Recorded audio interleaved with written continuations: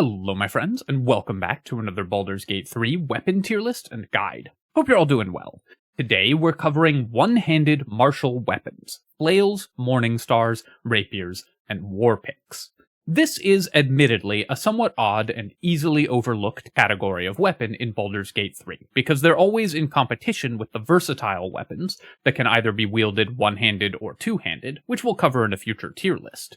So it's pretty easy, I think, to overlook the hidden gems in this category that can either be powerful additions to existing builds or enable entire builds on their own. I think it's very much worth understanding the weapons in this list for that reason. Just as with my previous weapon and item tier lists, I'll be rating these weapons based on their power at the point in the game at which you acquire them. In other words, is it worth picking up and equipping this weapon? In S tier, I'll be placing weapons that are best in slot for a wide variety of builds or specific very powerful builds. In A tier, weapons that make interesting alternatives to S tier weapons, enabling unique strategies or cool alternatives. In B tier, weapons that have situational uses, either for certain encounters or certain unusual builds. In C tier, weapons that will maybe come up occasionally for some parties, depending on your composition or whatever, but most parties won't be that interested in. And in D tier, weapons that most parties can safely skip because there are generally better options available. Before I begin, I do want to take a quick moment to say thank you so much to M for the extremely generous $75 donation. I really appreciate it. Thank you so much.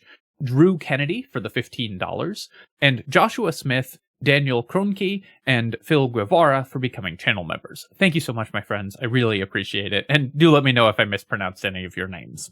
Alright, let's rate some weapons. I'm going to start by discussing the weapon actions and base stats for each of these weapons, as well as the real-world history for some of them. If you're not interested in those things, then of course feel free to skip ahead to the Corrosive Flail, although I will say you should definitely watch the section on Morningstars at least, because they have the most powerful weapon action in the game, and so it's very much worth understanding that weapon action. Let's start with Flails. So I promised you all a discussion of the history of flails, and this is a really interesting topic. Up until now, when I've gone on historical digressions in these tier lists, I've pretty much presented things that are incontrovertible historical fact, as much as that is possible. But this is an area that is actively being debated by military historians.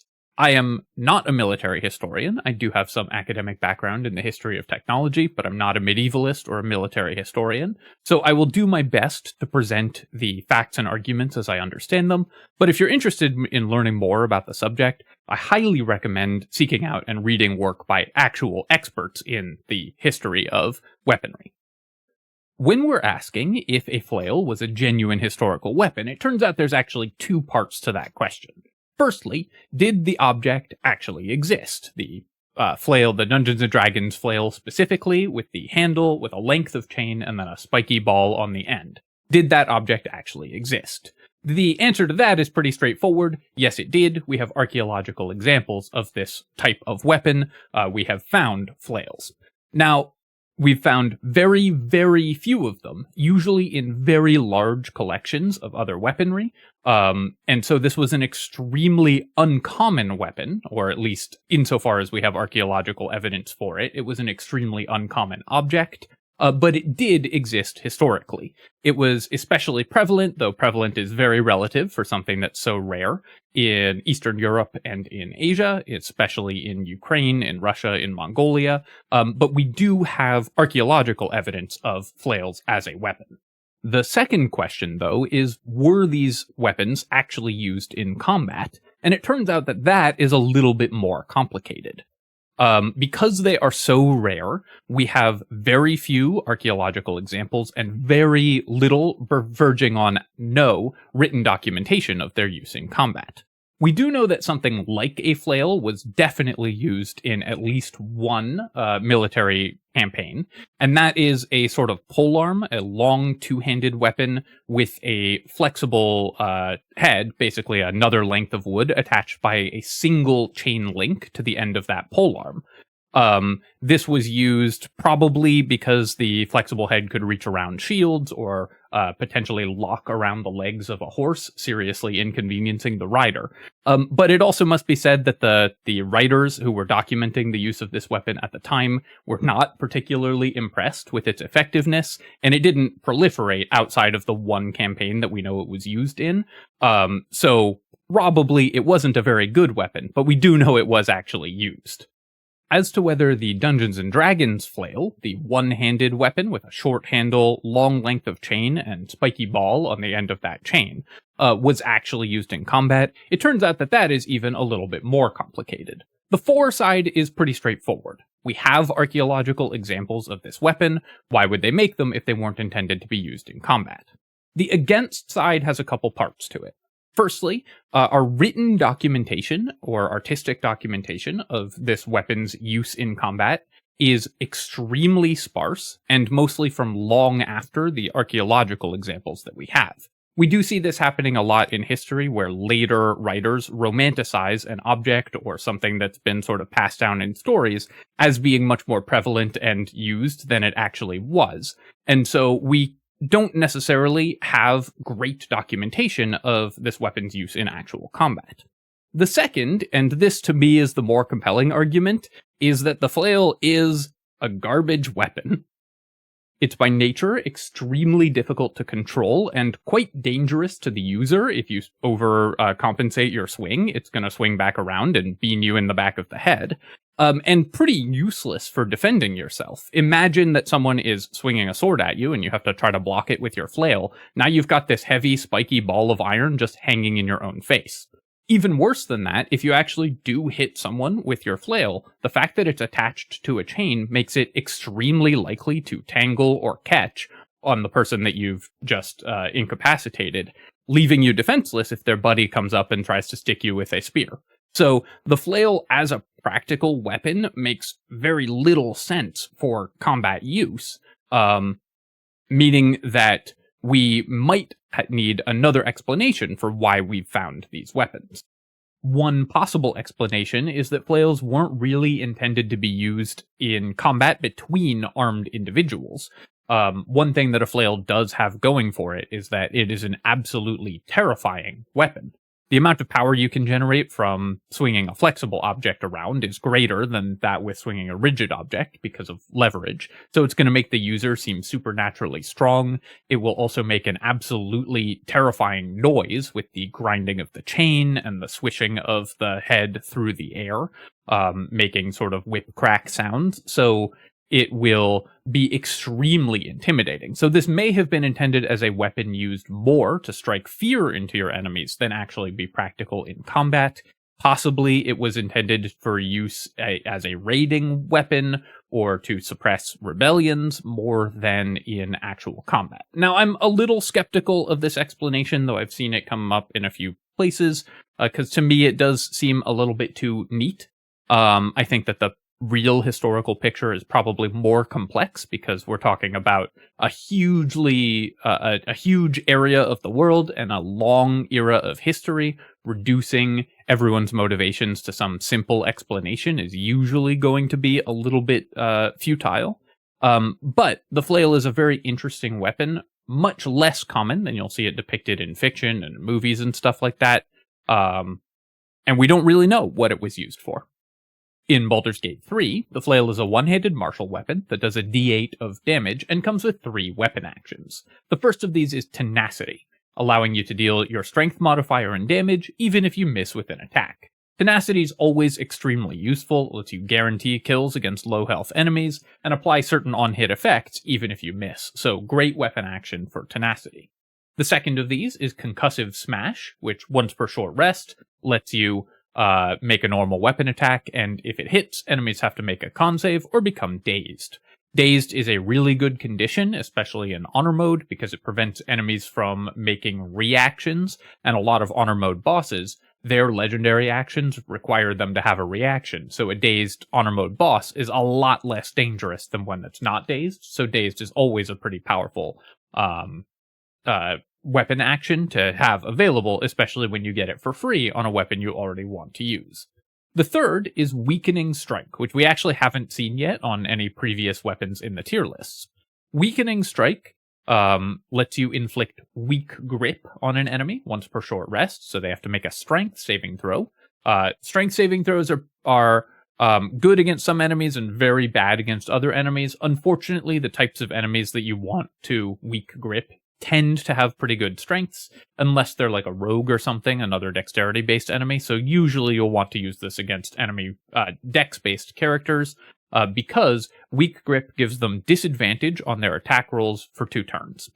Giving an enemy disadvantage on attack rolls is, again, a pretty nice and very relevant weapon action. So Flail is certainly not a bad base chassis for a weapon. Does decent damage and has 3 excellent weapon actions attached to it, which makes it a pretty solid option. Now, the actual non-magical Flail you aren't going to want to pick up, because by the time you have access to non-magical flails, you will already have access to magical weapons. No character starts with a flail, so you won't be able to use this early on. So D tier for this actual weapon, the non-magical flail, but a pretty solid chassis for a weapon to have.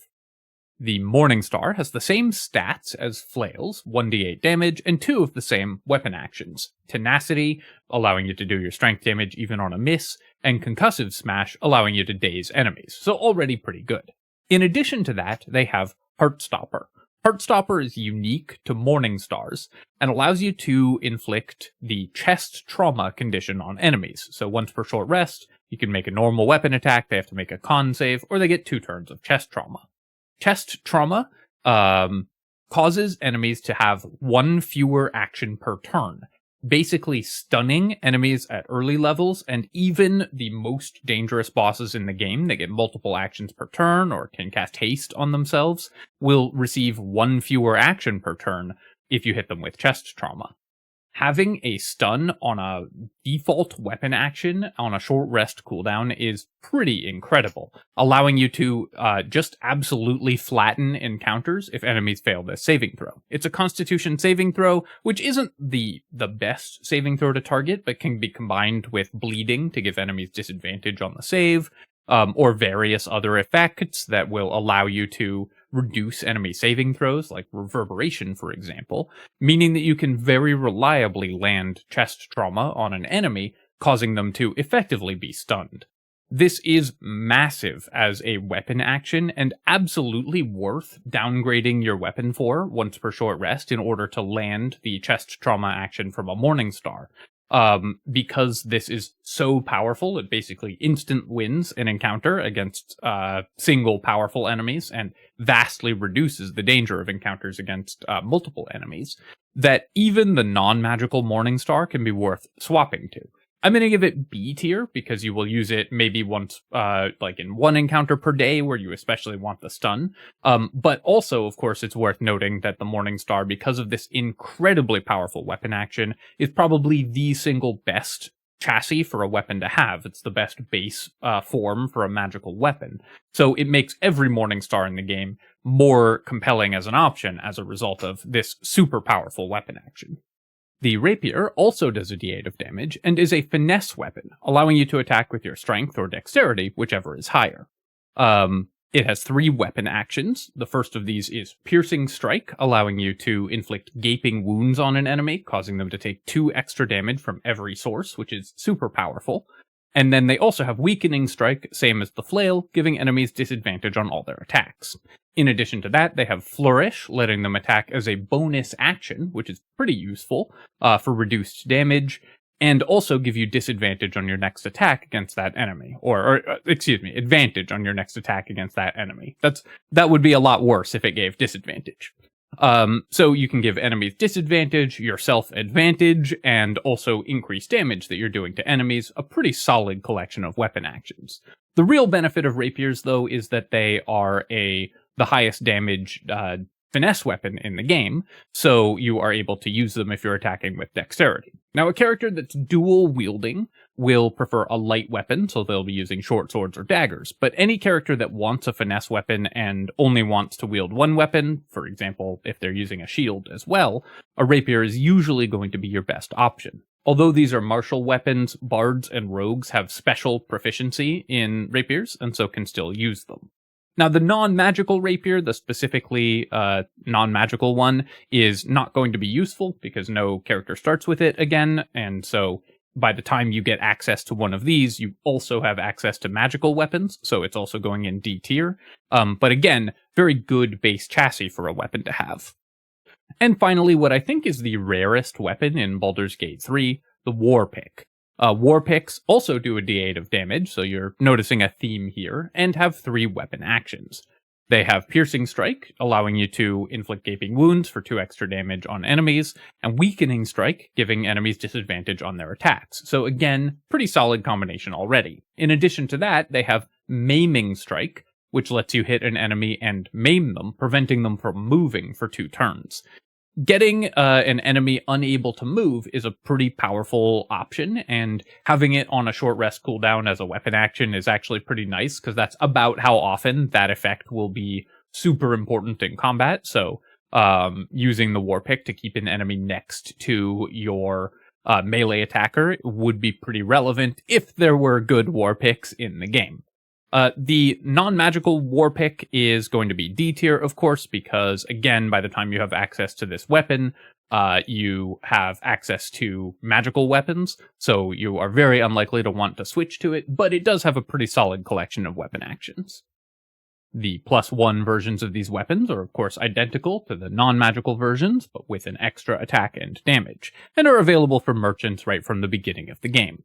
The +1 Flail is just outcompeted by other weapons that are available right from the beginning, and so I don't see any reason to ever buy the +1 Flail, so it's going to go into D tier. But the +1 Morningstar is very interesting for the same reasons that non-magical Morningstars are, which is that Heartstopper is just such a powerful attack.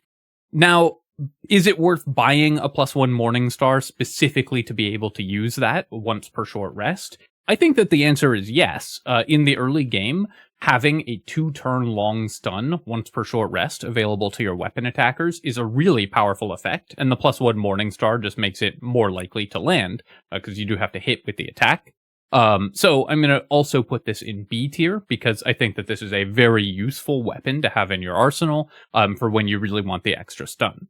+1 Rapier is going to be a weapon that will see a reasonable amount of use. There aren't other great finesse weapons available early in Act 1, so a character that wants a finesse weapon early in the game and is using a one-handed weapon is very likely to gravitate towards the +1 Rapier, and so I'm going to give that A tier, because this will come up reasonably often, and the +1 War Pick, just like the +1 Flail, is again just outcompeted by other weapons that are available at this early stage, so D tier. And the first of the unique magical weapons, the Corrosive Flail. The Corrosive Flail is a +1 flail with a unique short rest weapon action. Once per short rest, you can hit an enemy for extra acid damage equal to your proficiency bonus, so +2 or +3 damage at this point in the game, and if you hit with the attack, create an acid surface under the enemy. Even though this weapon has tenacity, the acid surface doesn't appear if you miss. You do have to actually hit with the attack to get it. Now, creating an acid surface, I think, is a fairly useful ability in Baldur's Gate 3. In fact, I think it's one that's slightly underrated by the community, because it just reduces enemy armor class by 2 as long as they're standing in it. No saving throw or anything. So reducing enemy armor class is always pretty useful. But the Corrosive Flail does have a couple things counting against it. Firstly, it's only once per short rest, which definitely limits the effectiveness of this weapon. You would want a larger than just a marginal -2 AC benefit for a once per short rest weapon action. Secondly, this creates a 5-foot pool of acid, meaning that the character that is attacking with the Corrosive Flail is almost always going to also be standing in the acid pool, and so is going to take the armor class penalty in return. You can position yourself if you are very careful with your positioning, such that you don't end up in the acid, but it's fairly hard to do and requires some fiddly positioning, may not be possible in every arena, etc. The third thing is that this is a reduction in enemy armor class that requires you to hit the enemy first. The whole point of acid surfaces and reducing enemy AC is to make them easier to hit. if you have to already be able to hit them to get it, then that sort of defeats the purpose. So I think this is a weapon that's fairly fiddly to use and somewhat difficult to actually get value from, can make your melee character, and characters that are using this type of weapon will tend to be tanks, so it can make your tank easier to hit, which is obviously not something that you're that interested in usually, and all for a relatively minor effect. Overall, I just don't see a use for the Corrosive Flail. The effect is just so minor and comes with a bunch of drawbacks. D tier for this weapon. The Deep Delver. The Deep Delver is a war pick with no enhancement bonus, so attacks just like a normal non-magical war pick. But when you hit an enemy with it, they receive the unique debuff, Shattered. Shattered means that they take an extra d4 of damage from the Deep Delver. So any subsequent attacks you make with this weapon will deal an extra d4 of damage for the next 3 turns. This ability doesn't stack, so if you hit an enemy with it twice, it just refreshes the duration. You don't keep stacking more d4s. That would be a pretty cool effect. But it does give you an extra d4 of damage on every attack after the first that you make against a given enemy. That in and of itself wouldn't be a terrible option, except that by this point in Act 1, you already have weapons that just do an extra d4 of damage on every attack. You just have access to elemental weapons at this point in the game. And so the Deep Delver's sort of less powerful version of just being a weapon that does an extra d4 of damage on every attack is much less interesting. One thing that this does have going for it is that it always inflicts a condition on every hit. There's no saving throw against the Shattered condition, so if you are looking for a weapon that just inflicts a condition on every single hit, the Deep Delver does do that, and can therefore be used to apply Radiating Orb or Reverberation or something very, very easily. For that reason, I'm going to give it C tier, admittedly a very generous C tier, because the actual weapon is not particularly good, but just inflicting a condition is so interesting for some builds that the Deep Delver might have some uses for very specific character comps. The Defender Flail. The Defender Flail is a +1 flail that gives you +1 to your armor class and reduces all physical damage that you would take by 1. So bludgeoning, piercing, and slashing damage, magical or non-magical, all gets reduced by 1.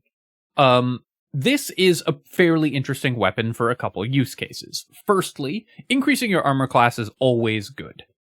Characters that want one-handed martial weapons like these will often tend to be sword and board characters, so shield users, and so increasing their armor class even further is definitely going to be valuable to those characters. In addition, a lot of characters that want this type of weapon will be medium or heavy armor users, and damage reduction stacks extremely powerfully with itself. The more damage reduction you get, the more each point of damage reduction is worth. And it stacks especially well with sources of resistance and everything like that, and healing. Each bit of damage reduction that you get just makes all of the effects that help defend you, including the armor class that the Defender Flail gives you, all that much more valuable. So even 1 damage reduction on a weapon is pretty interesting for various tanky builds. The second thing is that this passive affects you even if you're not using this as your actual weapon. So for an archer, you can equip the Defender Flail, which for some reason is very difficult for me to say. It's a tongue twister. And just have +1 to your armor class while still using your bow. Most archers are going to prefer a more offensive weapon to be their sort of melee weapon stat stick. But the Defender Flail could be used if you are trying to build a character with the highest armor class possible. This plus a basic shield is +3 armor class, which is going to make your archers much harder to take down. And characters that are in medium armor with a shield and the Defender Flail and other armor class improving items can have staggeringly high armor classes. So your archery characters can use this weapon to get even more AC and become even harder to take down through physical damage, making those characters very good at defending themselves. This also can be used because of the damage reduction with like an Abjuration Wizard to stack with your Arcane Ward, or to help protect Armor of Agathis on a Warlock or something like that. So there's a lot of interesting uses for this weapon. Of course, this is a weapon that has defense right in the name, and most parties are going to prefer weapons that just do more damage, and the Defender Flail does not do that. It's a purely defensive option. But it has enough going for it and makes an interesting enough addition to a lot of builds that I'm going to give it A tier, because I think that stacking damage reduction is super powerful. It's good for that build. Stacking armor class is super powerful. It's good for that build. So this enables a bunch of cool builds that wouldn't be able to be as good without this weapon existing. Next up, Hoppy. I guess if you're Hoppy and you know it, clap your hands. Hoppy is a +1 war pick with a unique short rest weapon action. Once per short rest, you can hit for an extra proficiency bonus necrotic damage, so probably +3 necrotic damage by the time you get this weapon, which is very late in Act 1, and heal for a d6. Other than that, it's just a normal +1 war pick. Once per short rest, being able to do 3 extra damage and heal for a d6 is definitely not worth equipping a weapon, and you could just use the Shattered Flail if you want a weapon that heals you. There just is no particular need to use this weapon. D tier. The Rupturing Blade. The Rupturing Blade is a +1 rapier with a unique short rest weapon action. Once per short rest, you can deal an extra d6 plus your proficiency bonus in fire damage. So probably an extra d6 plus 2 or 3. And then also, they have to make a saving throw or become bleeding and burning. Actually, they have to make 2 saving throws. They save against each effect individually. When you use this, you yourself also take a d6 of slashing damage. The damage that you take yourself is usually not that relevant. Taking 1d6 of damage in exchange for a fairly powerful boost to your damage output is usually going to be a good trade. And the bonus d6 plus your proficiency in fire damage is definitely a meaningful addition to your damage when you activate this weapon. It is, of course, only once per short rest, but that's in addition to already being a +1 rapier, which is already a pretty good weapon in and of itself. The main thing holding this weapon back is that by the time you can get the Rupturing Blade, you can also already get Cephalopocalypse, which is also a finesse weapon that will show up in the versatile weapons tier list.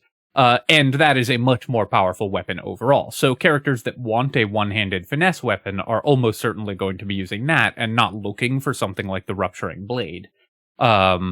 Because that's just such a powerful weapon.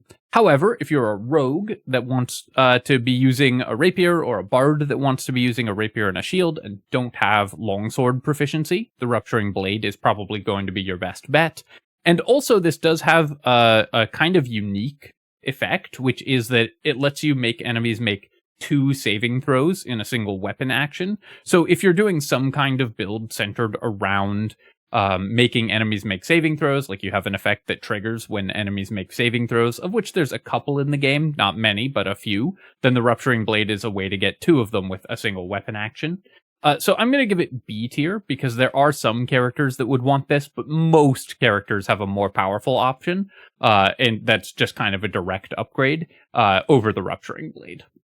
And the last of the Act 1 weapons, the Sword of Screams. The Sword of Screams is a rapier with no enhancement bonus that does an extra d4 of psychic damage on every attack. An extra d4 of damage on every attack is pretty good at this point in the game. Just extra damage dice are always nice. Compare this, for example, to the Deep Delver, which does an extra d4 of damage on every attack beyond the first, and you can see that the Sword of Screams is just better than that weapon in most circumstances. It's also, notably of course, a finesse weapon, and there are limited options at this point in the game for characters that want to use finesse weapons. It's basically this and the Short Sword of First Blood and Cephalopocalypse that are sort of available, though you can maybe get the Knife of the Undermountain King, depending on what pathway you take through Act 1. So there are definitely some characters that are going to want this weapon because it does extra damage. The fact that it's psychic damage is mostly a downside at this point in the game. Later on, you'll get the Resonant Stone, which will make psychic damage better, but at this point, there's a lot of enemies that are resistant or immune, and no way to improve it, so the damage type is a slight disadvantage, but extra damage is extra damage, and you're always happy to have it. Not having a +1 bonus is a real downside, But the characters that want to use this type of weapon will often have good hit chance just sort of at base. So they may prefer the extra damage over the extra hit chance, depending on exactly how you're building the character. If you are, for example, a rogue with dual wielder using another weapon in your offhand, obviously you can't normally dual wield the Sword of Screams because it is not light. But you can with dual wielder, or if you are a character using a finesse weapon and a shield, like a bard for example, then the Sword of Screams is probably going to be a solid option for various combinations of characters. Obviously, it's going to be outcompeted in most cases by Falar, but for a number of characters, this is just a decent damaging option. A tier for the Sword of Screams. So, at the end of Act 1, you can see why I say that this weapon category is more for hidden gems than weapons that are spectacularly powerful. We have a couple items that give us interesting options. Specific characters can use the various rapiers for finesse weapon damage, and of course the Defender Flail enables a lot of interesting builds and interesting combinations, but mostly we are hoping that things will get better in Acts 2 and 3 for this weapon category. Spoilers though, they definitely will. So let's go talk about Act 2.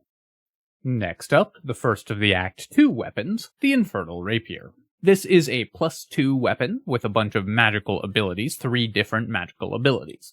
The first of these is that it gives you a +1 to your spell save DCs, which is pretty powerful. Obviously, being able to increase your spell save DCs is massive for any character that cares about spell saves. And this lets you have a finesse weapon, so you can attack with your dexterity and have higher spell saves. Except that the second ability is actually melee caster, allowing you to attack with your spellcasting roll modifier instead of your strength or dexterity if it's higher.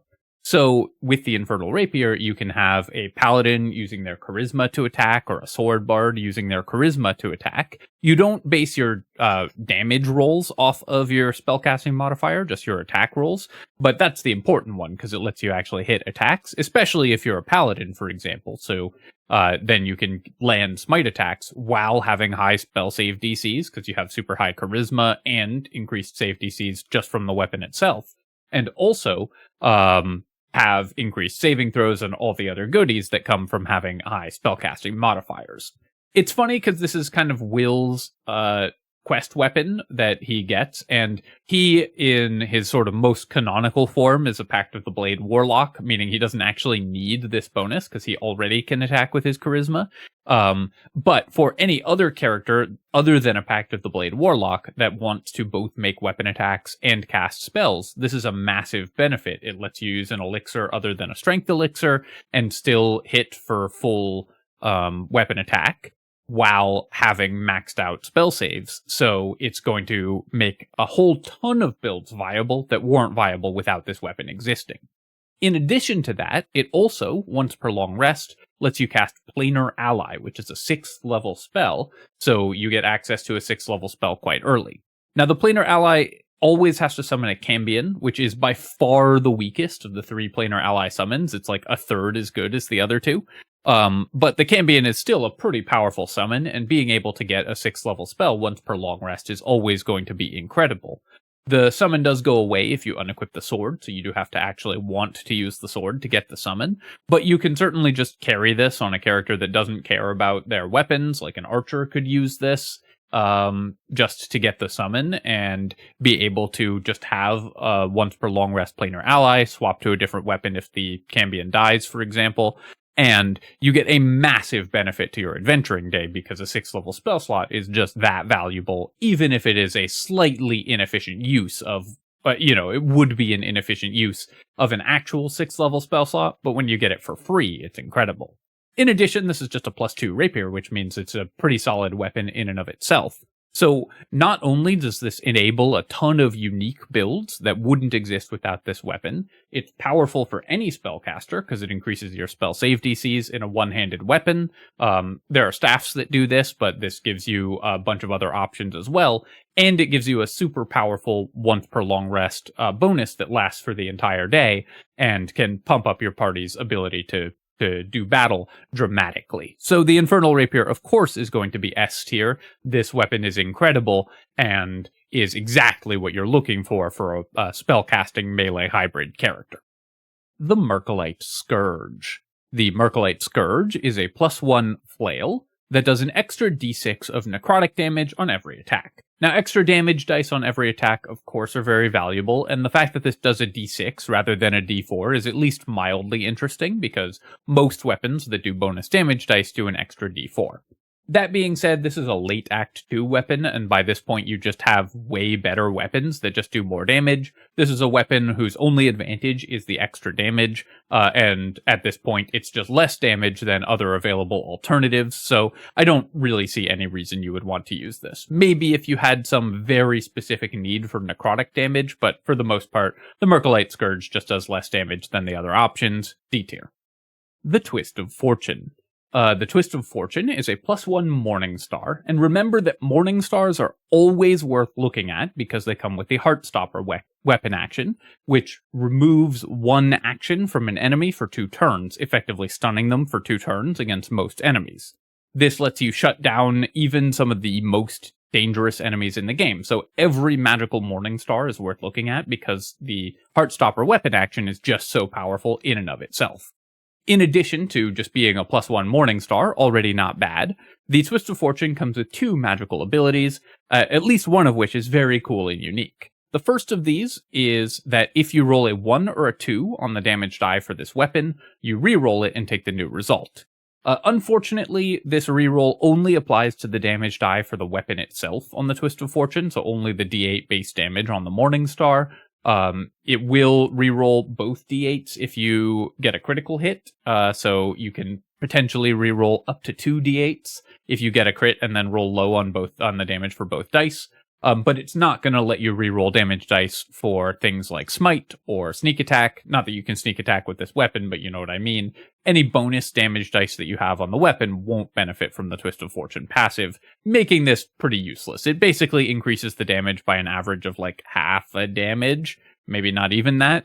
Somebody go ahead and do the math in the comments for me. But effectively, an extremely marginal damage increase on this weapon. The second is a special weapon action, usable once per short rest, called Blood Money, that deals your proficiency bonus in extra damage per 300 gold that the target possesses. Your proficiency bonus is going to be like 3 or 4, so that's 3 or 4 extra damage per 300 gold. Now, and then when you do that, the gold gets consumed and disappears.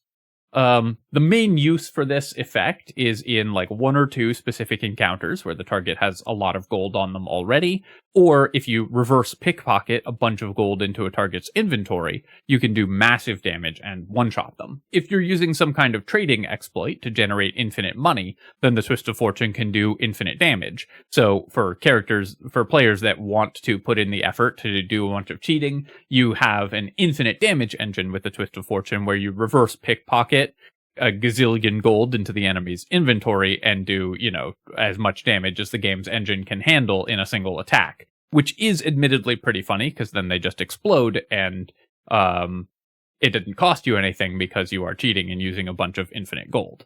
For most players where gold actually does matter, 300 gold for 3 damage is not actually a great trade, especially because this is on a short rest weapon action, so you might miss. You have to spend a lot of effort setting this up. So the Blood Money action is more a flavor thing than actually a powerful option. But the Twist of Fortune is just an upgrade to the +1 Morningstar, and you sort of get it for free, and Morningstars are just always good, so it's still B tier, because being able to stun enemies is awesome. The Blood Money action is very cool for players who are exploiting the game, and also can be used if you know you can't win a fight. You can maybe cheese one fight at a tremendous cost, though I don't recommend relying on this as a strategy for your honor mode playthroughs. The +2 Flail and the +2 Rapier are only guaranteed to be available in the very, very end of the game, but are available from merchants earlier if you want to buy them, but don't. Obviously, these +2 weapons are just worse than the other weapons that you have available at this point in the game. D tier for both. And the first of the Act 3 weapons is the first legendary weapon in this category, the Duellist's Prerogative. The Duellist Prerogative is a +3 rapier that deals an extra d4 of necrotic damage on every attack. Those stats are good enough to make this weapon definitely worth looking at all by itself, but it also has an absolute ton of magical abilities attached to it. The first of these is Withering Cut, allowing you to use your reaction to deal extra necrotic damage equal to your proficiency bonus, so +4, when you hit. Your reaction for 4 damage is not a good trade. At this point in the game, you definitely have better uses for your reaction, but if an enemy is going to live at 4 or fewer hit points, then you can use this to finish them off, and so it does add a little bit of extra value to this weapon, but mostly you can safely ignore that ability. Secondly, as a bonus action, you can basically cast the Paladin spell, Compelled Duel, as a bonus action at will. There's no cooldown on this ability, so it gives enemies disadvantage on attack rolls against everybody but you. So they have to attack you or they suffer disadvantage on their attack rolls.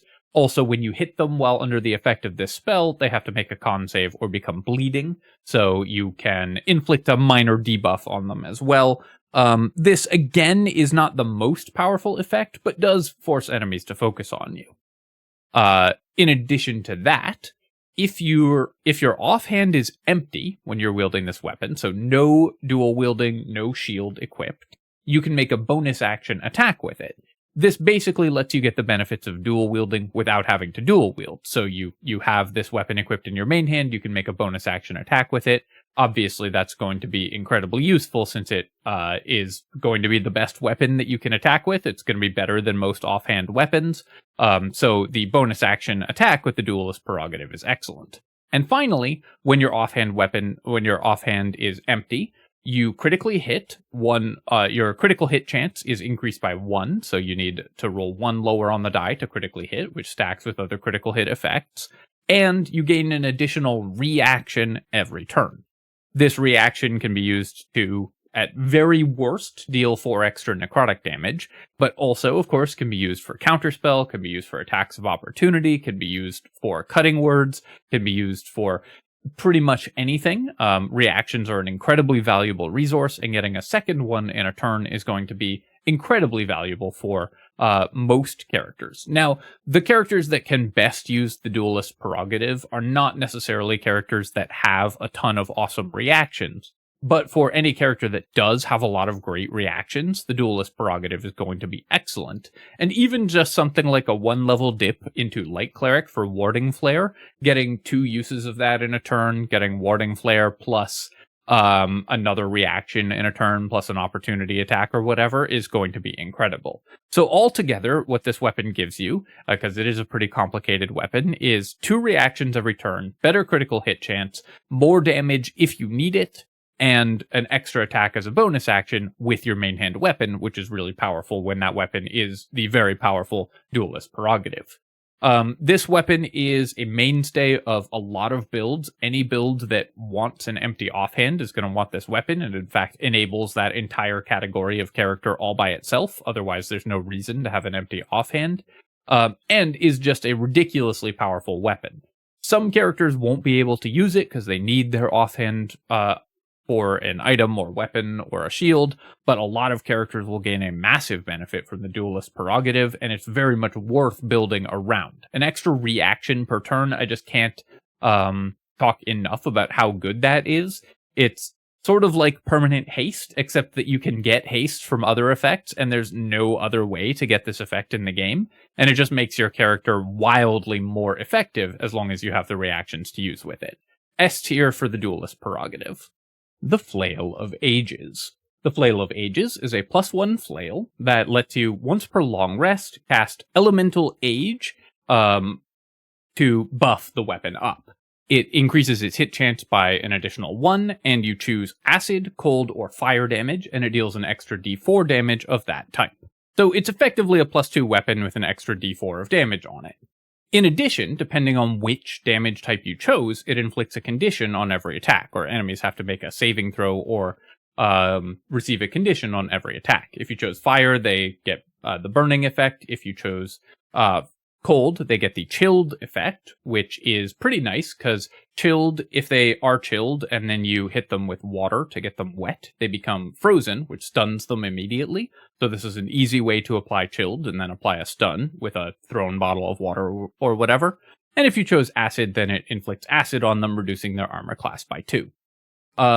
This is a pretty interesting weapon, because a +2 weapon with an extra d4 of damage obviously isn't that great at this point, but inflicting a condition on every attack is always at least a little interesting, especially when that condition is chilled, because then you can use it to upgrade that condition to stunned. In addition, there's a couple neat tricks with this weapon that let you get more value out of it. Firstly, you can cast this ability on another weapon, just like with the Drakethroat Glaive, although it's a little more difficult because you do have to have this weapon equipped to use Elemental Age. And it just goes on the whatever your main hand weapon is. So the only way to get it on a different weapon is to have a character with Dual Wielder equip the Flail of Ages in their offhand, and then you can enchant whatever main hand weapon you want to have this effect with it. But that is a trick that you can do. The second is that if you have bonus damage of the relevant damage types, it will inflict multiple of these conditions. So if you, for example, choose to enchant it with Frost, and then have the Caustic Band that deals acid damage and dip the weapon in fire, then it will inflict acid, chilled, and burning on enemies with every single attack. That's 3 conditions that you get on every single attack against an enemy, so 3 saving throws for 3 conditions, which is really powerful if you're trying to inflict a bunch of conditions on an enemy for various reasons, which we've talked about elsewhere in these tier lists. And also, if you want enemies to make a lot of saving throws, they have to make 3 saving throws every turn if you are using the Caustic Band, the Cold condition, and have the weapon dipped in fire, or have other ways to add fire damage to all of your attacks. That's pretty cool. This weapon is not going to win any prizes for the most damaging weapon, but there's enough neat tricks with it, and you can build around it to inflict tons of conditions on every attack. Also, chilling enemies on every attack is just pretty good in and of itself, because then any water that you throw at them stuns them for a turn, and stuns are, of course, great, and it's while this does have a saving throw, because they have to fail the con save against the chilled, you get a lot of chances to apply it, so there's a lot of chances to make the Flail of Ages do the thing that you want it to do. I'm going to give it A tier because I think that all of these tricks together make for a really cool and interesting weapon, and being able to apply a gazillion stacks of Radiating Orb or Reverberate by inflicting conditions on enemies is pretty neat in and of itself. So the Flail of Ages is definitely an interesting weapon, albeit lower damage than a lot of other weapons at this point in the game. The Flail of the Vortex. So this is a weapon that doesn't normally appear in the game. You can only get it through exploiting the game. It's the weapon that air Myrmidons have equipped. So if you summon or transform into an air Myrmidon, you have the Flail of the Vortex equipped. Myrmidons have the permanently armed buff, so they can't be disarmed, so there's no intentional way to be able to get this weapon, but there's a couple exploits that you can do by, like, getting locked in prison and then recovering the weapon from the evidence box, or hiring and then dismissing a wild-shaped druid mercenary at Withers that can get you the Flail of the Vortex. Obviously not a weapon you're intended to have, but included here for the sake of completeness. It's a +3 flail that does an extra d8 of lightning damage on every attack, which is pretty nice in and of itself.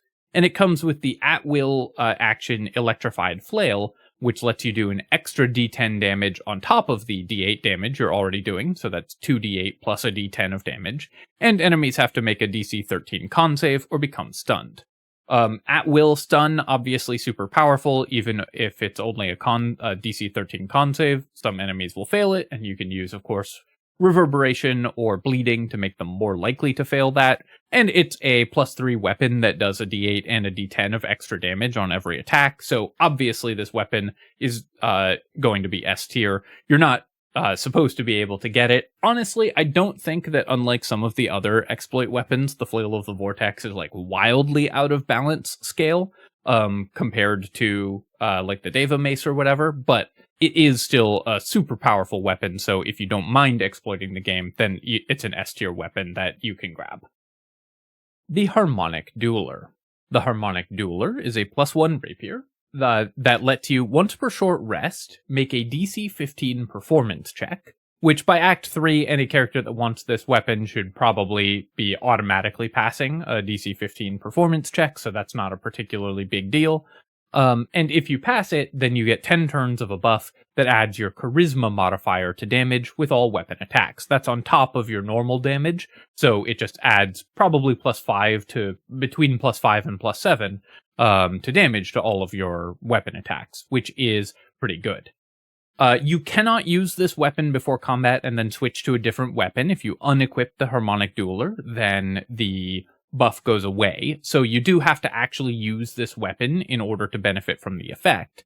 And this is a +1 rapier at this point in the game, with a pre-combat buff required to get the most out of it. That's only useful once per short rest, and you just get 5 extra damage, which is going to be less extra damage than just having a weapon that deals extra, like an extra d4 of necrotic damage, for example, on every weapon attack.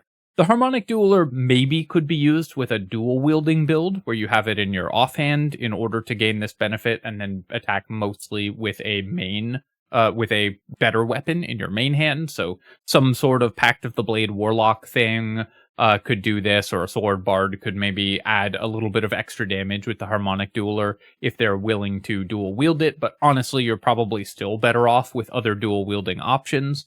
If you could swap this weapon out for a different weapon, it would be more interesting, but since you can't, only a very specific and specialized build is maybe going to be able to use this, and there's still probably better options.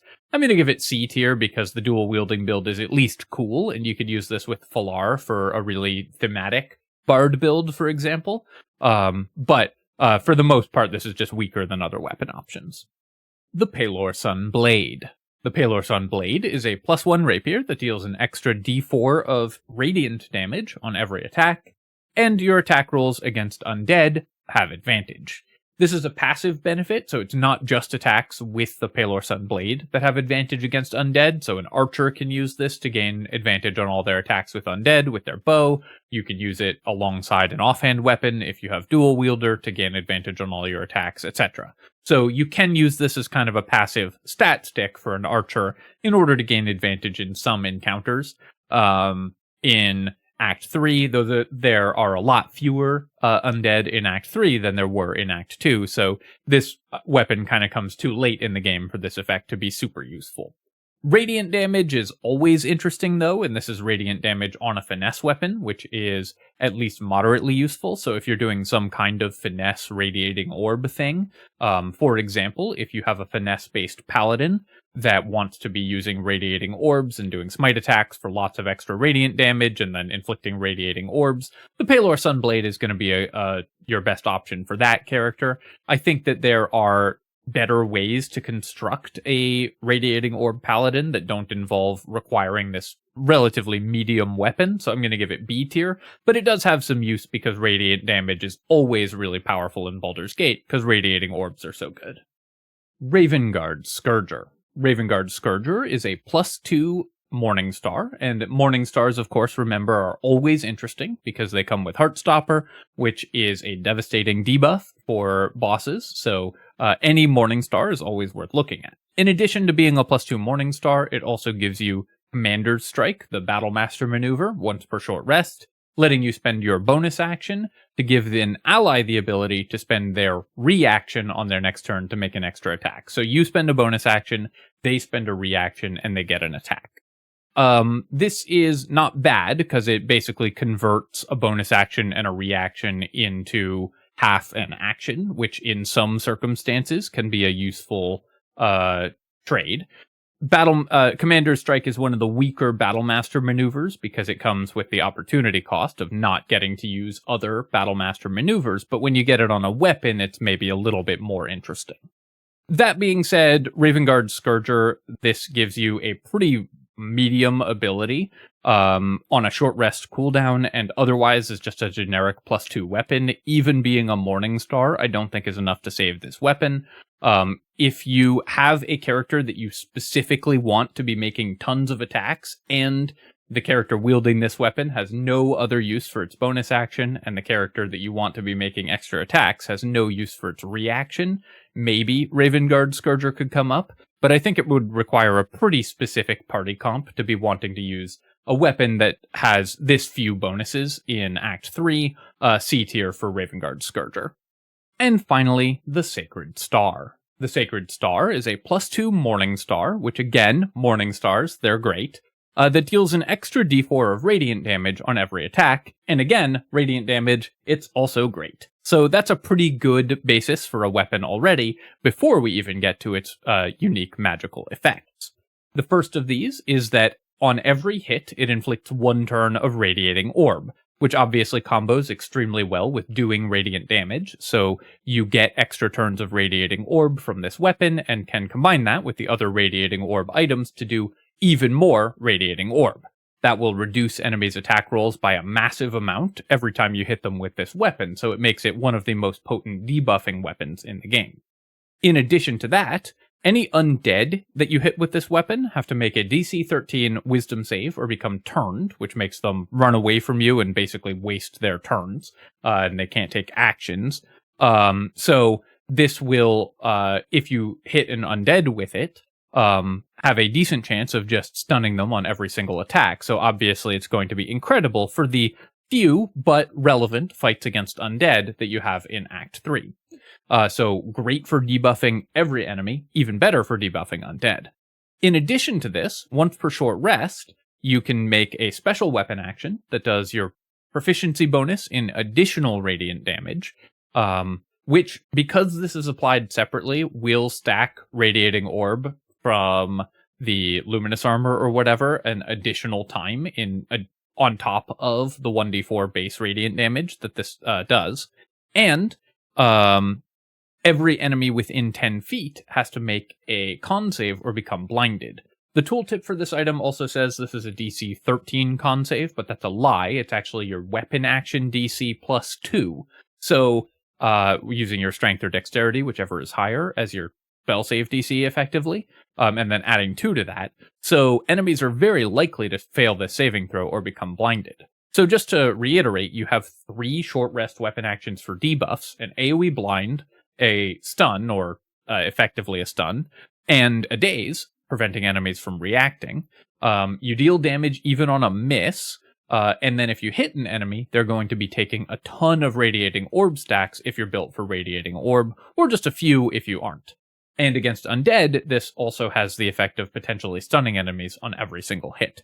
So the Sacred Star is probably the best debuffing weapon in the game. It piles a huge number of debuffs on enemies, can be combined with other effects for even more debuffs, is ludicrously good in encounters against undead, but also just really solid in other encounters, and is, I think, a weapon that is highly underused in Baldur's Gate 3 character optimization, because this weapon provides a ton of power. It is less damage than other weapons, which is why people tend to overlook it, because it doesn't make for good YouTube compilations, where you do a bazillion damage in one hit. But when you're actually looking to win fights, sometimes the best way is to debuff enemies so they cannot possibly hurt you, and the Sacred Star is core to builds that are looking to do that. S tier for the Sacred Star. Alright, my friends, I hope that you have enjoyed this look at the one-handed martial weapons in Baldur's Gate 3. Like I said, this is a bit of an odd category of weapons, but there are still nonetheless some extremely powerful options. The Infernal Rapier and the Duellist Prerogative obviously are going to be excellent for the characters that want to use those weapons specifically and enable a whole ton of builds all by themselves. And the Sacred Star, I think, is an extremely overlooked weapon, which you rarely see recommended, but is actually incredibly powerful, giving you a ton of possible debuffs for various enemies. The Defender Flail enables certain kinds of builds to be a little bit better, which is always nice, and gives you stacking AC or damage reduction, so is definitely going to be useful in some cases. And the Flail of Ages has a number of sort of rainbow effects that can be inflicted all with a single attack, which enables a bunch of cool stuff all by itself. As always, if you have enjoyed this video, then feel free to leave a comment and hit like, definitely helps me out. And if you think that there's anything that I missed or misplaced in this tier list, then please do let me know in the comments. As always, I'm very open to moving things around. If there's something that I missed about one of these weapons that you think makes it in a different tier, then I have placed it here, and if you have a good argument for moving it around, I'm very open to hearing that, so let me know in the comments if you think there's anything that should be moved. Alright my friends, as always, of course, you can subscribe to my channel for the versatile weapons tier list, which will close out the weapon tier lists, and I'm sure everyone's looking for that. More Baldur's Gate 3 strategy guides upcoming, and other strategy game content. Cheers my friends, and I'll catch you next time.